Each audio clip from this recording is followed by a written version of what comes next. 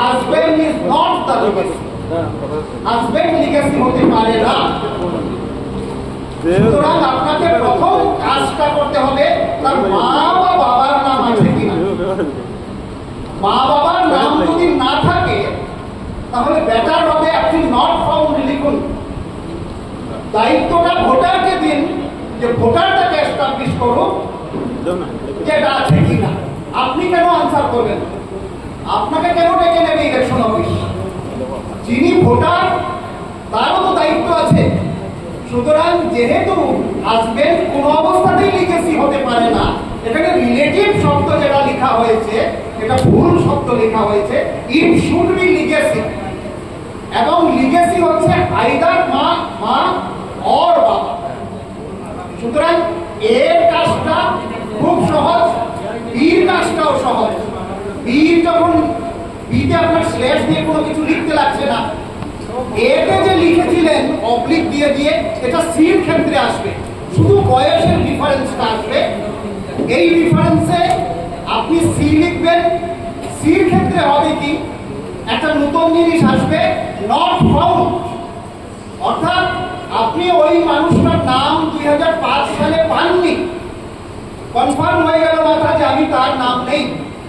আমি তার লিগেসি খুঁজবো, তার বাবার নামটা খুঁজবো যে এখানে আছে কিনা। এখন প্রশ্ন আরেকটা দাঁড়ায়, এখানে লেখা আছে বাবার নাম স্বদেশ রঞ্জন দাস, ফর এক্সাম্পল।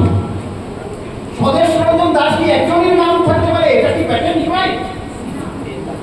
স্বদেশ রঞ্জন দাস 10 জন হতে পারে। আমি কি করে খুঁজবো যে এই স্বদেশ রঞ্জন দাস ওই মাখনলাল সরকার বা দাসের বাবা কিনা? আমি তো পুলিশ নই, আমি তো ইনভেস্টিগেশন করছি না, আমি তো টেবিল ওয়ার্ক করছি। সুতরাং এখানে আপনার ইনটিউশনকে কিছু কাজে লাগাতে হবে। আপনি বাকি সব স্বদেশ শেষ করুন, ফাইনালি দেখবেন কেউ একজন বাকি আছে কিনা। যদি না থাকে আপনার কাজটা সহজ হয়ে গেল। এটা rare of the rarest case হবে। সুতরাং হাইপোথেটিক্যাল কিছু কোয়েশ্চন আমি বলছি, আপনি ওই স্বদেশ এখানে কনফিউশন হয়েছে এটাকে ছেড়ে দিন, বাকি স্বদেশকে শেষ করুন। লাস্টে দেখবেন একটা স্বদেশ বেঁচে আছে। ওই যে একটা স্বদেশ বেঁচে আছে সেই তার লিগেসি। এখানেও যদি দেখুন যে সব স্বদেশ শেষ হয়ে গেছে, তার লিগেসিটা বেরোচ্ছে না, আপনি নট ফাউন্ড লিখে দিন। এটা তার দায়িত্ব, এখন সে প্রমাণ করুন। আমি তো খুঁজে পাইনি, আমি একজন টিচার, আমি বাড়িতে বসে কাজ করছি, আমি পুলিশ বা সিবিআই অফিসার না, আমি ইনভেস্টিগেশন করার কথা আমাকে বলা হয়েছে।